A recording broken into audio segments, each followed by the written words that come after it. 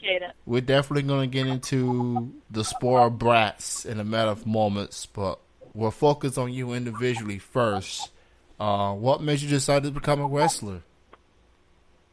Well, this is like the question of the year because I definitely have the worst answer. I did not grow up watching wrestling or anything like that whatsoever. I was actually prohibited to watch wrestling when I was at home until I turned 17, and then I started watching the Total Divas show. And for me, wrestling was something completely new that I had never even watched before. And just seeing like these men on Total Divas, like it was very like it really inspired me to try to do something different. And I think that's when I decided to become a wrestler. Actually, that was when. After that, I started Googling like wrestling schools, like wrestling companies, and I started learning a little bit more about the industry. So I would say the Total Divas show, although I do get like a lot of heat from giving that as an answer, but that is the truth. I definitely appreciate your honesty. People can take it how they want it, but you got to start somewhere, and it's not necessarily start with the where I grew up as a fan, things like that. Sometimes you find out about wrestling some other ways, and considering we definitely live in a social media age where you can just find just about anything. There's other ways to find out about professional wrestling other than just watching it, a wrestling show or a wrestling event or whatever. So, considering Total Divas and people want to know what goes on behind the scenes and things like that, and that is just up close and personal you're gonna get, because we're so used to seeing them in their personas on TV. So, was there anyone in the cast in particular that stand out to you the most as it pertains to who they are as a person? Anyone that I like this girl? Well, I mean, I think everybody does, but I personally love the Bella Twins. I think it's just like their way of being within each other. It's just like something that I used to be with like that with my best friend, and I'm like, wow, like there's people that have a very similar lifestyle to mine. Like I was just inspired by it. I really could see myself doing it because of them. So I would say the Bella Twins. Cool. And regardless of what people feel about the Bellas, I guess from the business standpoint, they become a brand. And they are popular, and they know what they're doing. Regardless of what people feels, people pay attention to them. People want to see who they are, and jealousy and envy comes with the territory. I mean, who am I to be jealous of those two individuals? And they come a long way, and they have improved. Especially Nikki. So I give kudos to them as business, not just as in-ring performers, but businesswomen. They handling business because wrestling is not going to last forever.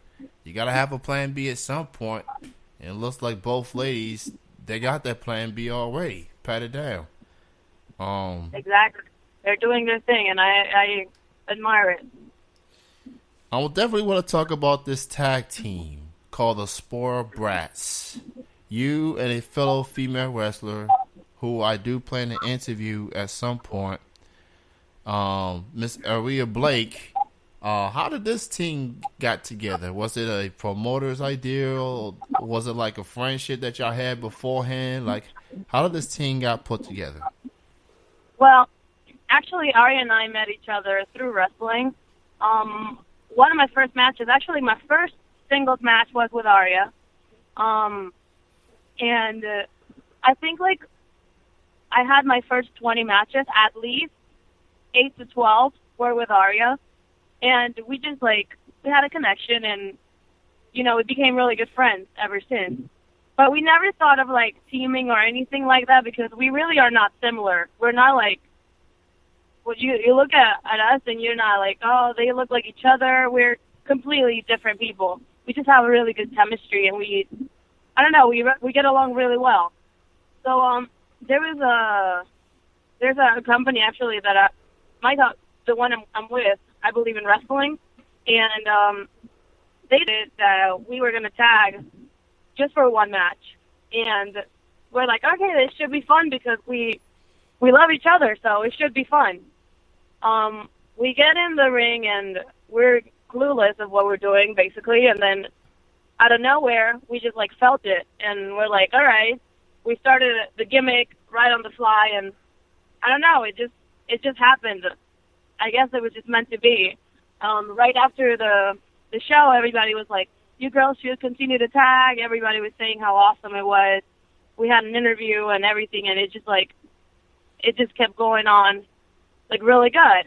After the show, we actually got a call from a couple of companies asking to book the both of us, and we're like, well, we're not really a team. And that's when we were like, but you know what? We can be. So we started brainstorming and shopping for, like ideas and gear, and we started putting it all together until it actually became a thing. So now we have a couple future bookings as the Spoiled Brats. That's pretty cool. It started small, and then it just blew up out of nowhere. Definitely, yep. Chemistry is very important, especially when you team up with someone. You're gonna have ups and downs. It comes with the territory. And I've got a chance to see y'all matches on YouTube against each other and as a team. And the chemistry is there between y'all two. Like, y'all know each other, like sisters. Y'all got that sister vibe to it. And it works very well. Now, this nickname, Booty Monster. How did that nickname came about? Actually, when I started developing my booty gimmick, at first I was not going to call myself a booty monster or nothing like that. It was just going to be some booty spots and that's it. But then it became all about the booty. I talked to this one guy that, like, we basically have known each other our whole lives. I was with this guy in the same school since kindergarten, and then we changed schools, and out of nowhere we meet again at McDonald's in a very completely different country. And we're like, oh snap, I went to school with you. And he's like, yeah, I'm doing music now, blah, blah, blah. Whatever. We got together one day because I needed ring music. And he found this song that said, be scared of the booty monster. And I thought that was awesome. And I've never heard this song ever in my life. Like, I even Googled the song and I don't find it. I don't know which song it was. All I remember is that it said, be scared of the booty monster. And then we just made a song with it, which I never used, but whatever. It was just the song that I originally was going to use. Then I started showing it to people, like the song that I had and like the idea of the concept. And someone said, oh, you're the booty monster, that's clever. And I'm like, well, I mean, I'm not calling myself that. And she's like, well, you should. I'm like, all right, we'll see. And then eventually, one time, somebody in the crowd, I think it was the same person, chanted, booty monster. And I'm like, okay, we're keeping the booty monster. And it just happened like that. It wasn't even on purpose. Hey, some things are just meant to be. Yeah. It's just meant to be. And it definitely is a great fit, for sure. Now, as far as, you live in Florida. Yeah. Busy couple of weeks ahead, courtesy of WrestleMania. Crazy busy. So, and I hear you got a lot, you have a lot in store for WrestleMania weekend. Couple of shows, perhaps. What do you have in store for WrestleMania, which is coming to your home state? I think it's 2 shows per day. I could check my calendar because there's like a lot of things going on WrestleMania week. Let me see. Hold up. Let me open it up real quick. Yeah, I'm working with NEFW in the morning on Sunday. Then I have FIP. That same week, I have NEFW 2 days. I have ACW, the Belief Show, the Wednesday show. I have Champ 7. I have, there's a show called WrestleMania that I'm doing as well. I'm doing FEW and FUW. So that's my WrestleMania week. Now, Yeah. girl, you that's gonna be a lot of cardio, a lot of Tell me preparation. You know what I'm looking forward to? What's that? Like the days that I have 2 shows in a day. There's literally a show that starts at 12 and another one that starts at 5, and they're like 3 hours away from each other. So I get my match done to get in the car and like drive like a maniac to the other show.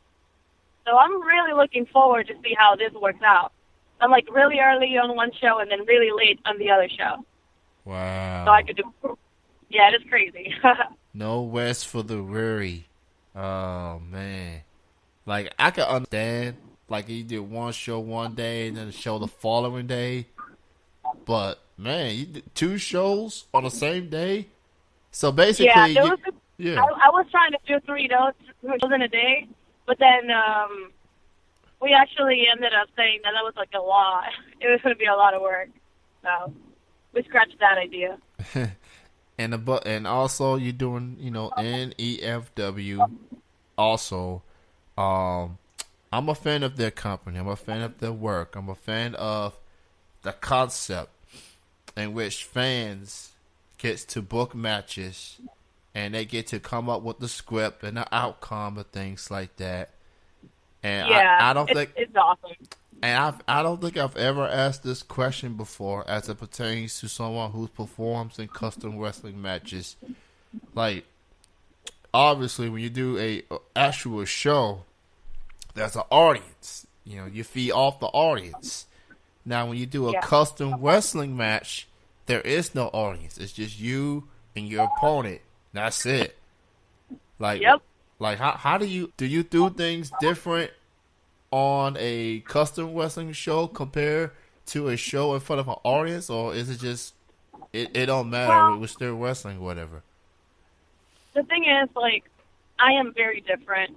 So for me, like, I am completely comfortable with being in front of 10,000 people as well as being in front of nobody. Like, I am comfortable no matter what, and I'll perform exactly the same way. But it is certainly completely different because, like, in a regular match in front of an audience, you actually are feeding off of the people. So you know what they like, you know what they're reacting to, and it's a lot easier. It's like the audience is like my guideline. It's like I know what they want to see because of the way they're reacting.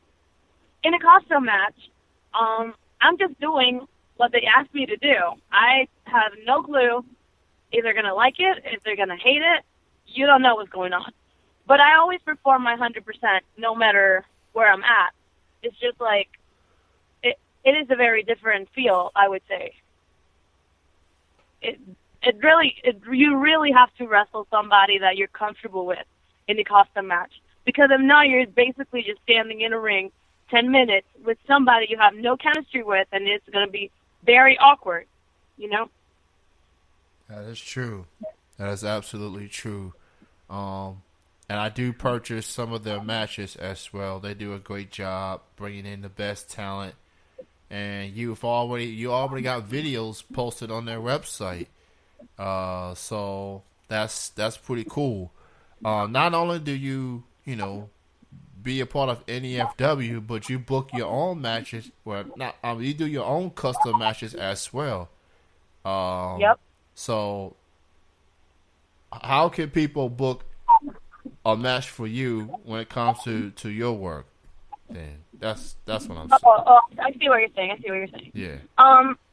Well, people usually it is not completely different. The only difference is like if you book a match through me, then it won't be posted online. Like, nobody else is going to watch it, you know? Okay. So some people actually want their matches for themselves, and they don't want anybody to watch it. They're possessive of their match, which is understandable because they're paying for it, you know? So some people would very much rather just contact me through my email, or I'm very open on social media, so if anybody sends me a message directly, I actually tend to reply to everybody. Unless it's something disrespectful, then I don't reply, but to most people, fans, promoters, anybody that messages me, I will reply. So if they're trying to book me through me, then it's very simple. It's as simple as sending me a message on social media. If you're trying to book me through NEFW, then there's a couple of things that, you know, are different, because you contact me through me and I'm available 365 days a year. But if you're trying to get me specifically through NEFW, you're going to have to wait until I'm actually announced and you can order your match. You see what I'm saying? Gotcha. It is not like completely different. It is just like a matter of when and where are they going to be. So I don't know. If you want your match for yourself, you order through me, and if you don't mind for it being posted, which actually that website is freaking awesome. Like, if I made a match and it was awesome, I wouldn't mind posting it. I'd say other people should enjoy it. And there's a lot of talented women on the card for NEFW custom shoot coming up that you are a part of. You know, just to get some ideas and things like that, so that fans can know what your interests are, who you want to go up against. Who are some of the wrestlers that's on that scheduled custom shoot that you want to go up against? Well, definitely I'm interested in wrestling my tag partner, because now we're not just friends. Now we're partners. So it should definitely be something interesting. There is a couple of talents on the page that, honestly, if I could, I would like to wrestle each and every single person on the roster, because it is different, and you learn from different people all the time.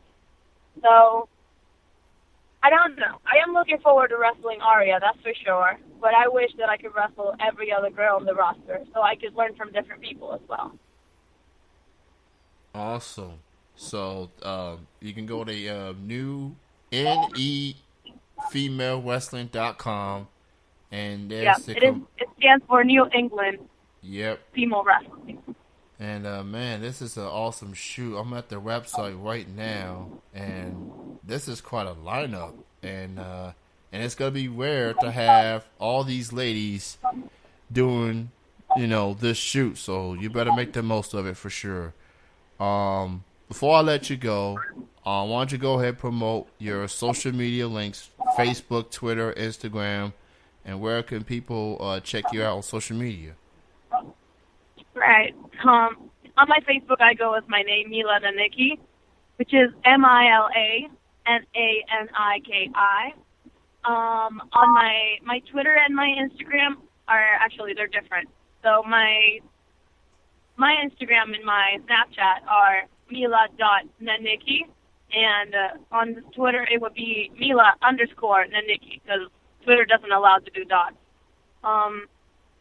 Or if you just want to send me a message, you can always send me a message through my email, and we can talk. My email is naniki.mila@gmail.com. Nice. Now, I live in Kentucky. I'm a wrestling fan, obviously.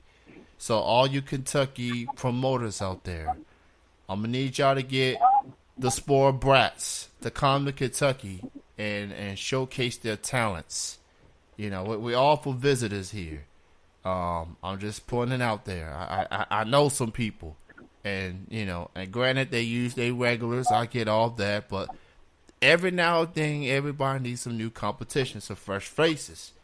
So get the spoiled brats out here in Kentucky, and I definitely want to see them in person for sure. It was great chatting with you. Thank you so much for being on the show. continued success, and I wish you the best, especially for WrestleMania weekend. It feels like a homecoming for you and Aria Source, since WrestleMania is going to be in your home state. But I definitely wish y'all the best. Thank you so much for being on. Well, thank you for having me on the show. I appreciate it. Thank you, everyone, for listening. This is going to conclude the interview. You can check out Triple Threat Wrestling Radio on Thursdays from 7 to 8 p.m. on tmvcafe.com. Thank you, everyone, for listening.